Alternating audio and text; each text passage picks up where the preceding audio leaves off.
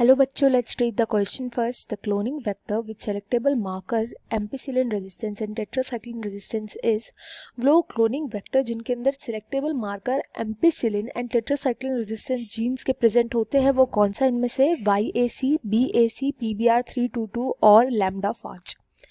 तो यहाँ पर जो की कॉन्सेप्ट हम यूज करेंगे ये हम स्टडी करेंगे सेलेक्टेबल मार्कर्स की।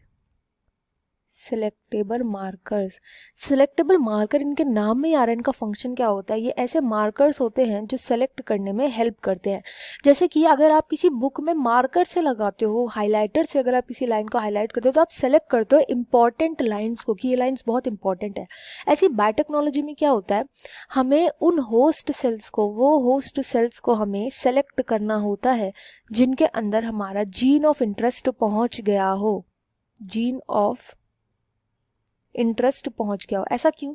क्योंकि अगर हमने सभी होस्ट सेल्स को कल्चर कर दिया, होस्ट सेल्स को आगे कल्चरिंग की जाती है, सभी को, जिनमें नहीं पहुंचा, जिनमें पहुंचा है जीन ऑफ इंटरेस्ट, अगर हमने सभी को कल्चर कर दिया तो इससे हमारे रिसोर्सेज का वेस्ट होगा, क्योंकि हमें तो केवल अपना जीन ऑफ इंटरेस्ट से जो प्रोटीन बनता है वो हमें चाहिए। जिन होस्ट सेल्स के अंदर जीन ऑफ इंटरेस्ट गया ही नहीं होगा वो कोई प्रोटीन ही नहीं बनाएंगे एंड उससे हमारे रिसोर्सेज वेस्ट हो जाएंगे। तो केवल वो वाले होस्ट सेल्स को ही कल्चर किया जाता है जिनके अंदर हमारा जीन ऑफ इंटरेस्ट चला गया होता है। अब इन होस्ट सेल्स को सेलेक्ट करने के लिए जो यूज करे जाते हैं जीन्स, इन जीन्स को हम बोलते हैं सेलेक्टेबल मार्कर्स। अब बात करते हैं ऐसे कौन कौन से सेलेक्टेबल मार्कर्स है जो फर्स्ट में प्रेजेंट है, that is yeast artificial chromosome. Yeast artificial chromosome, yeast artificial chromosome that is YAC। इसके अंदर जो सिलेक्टेबल मार्कर यूज किया जाता है उसको हम बोलते हैं HIS6 जीन। ये जीन जो होता है ये हिस्टिडीन के बायोसिंथेसिस का होता है, हिस्टिडीन के लिए। यहाँ पे एम्पिसिलिन और टेट्रासाइक्लिन रेजिस्टेंट जीन्स प्रेजेंट नहीं होते तो ये इनकरेक्ट हो जाएगा। नेक्स्ट बोला गया है BAC that is bacterial artificial chromosome.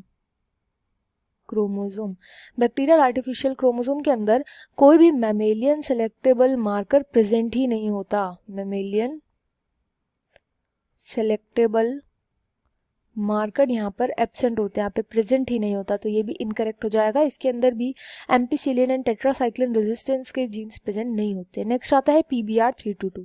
PBR322 एक ऐसा प्लाज्मिड होता है जिसके इधर वाली साइड तो यहाँ पे तो प्रेजेंट होता है टेट्रासाइक्लिन रेजिस्टेंट जीन एंड इस वाली साइड पे यहीं पर प्रेजेंट होता है, ये वाली जो साइड है इधर, ये जीन जो होता है टेट्रासाइक्लिन रेजिस्टेंट के होता है और ये होता है एम्पिसिलिन रेजिस्टेंट। ये होता है एम्पिसिलिन रेजिस्टेंट जीन, टेट्रासाइक्लिन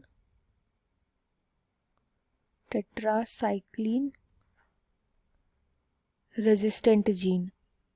ये एम्पिसिलिन और टेट्रासाइक्लिन एक्चुअली है क्या, ये दोनों के दोनों एंटीबायोटिक होते हैं। मतलब कि ये बैक्टीरिया की ग्रोथ नहीं होने देते, बट जिस भी बैक्टीरिया के अंदर ये वाला प्लाज्मिड प्रेजेंट होगा वो टेट्रासाइक्लिन में भी ग्रो कर जाएगा और एम्पिसिलिन में भी ग्रो कर जाएगा, क्योंकि इसके पास रेजिस्टेंट जीन्स प्रेजेंट है उसके खिलाफ।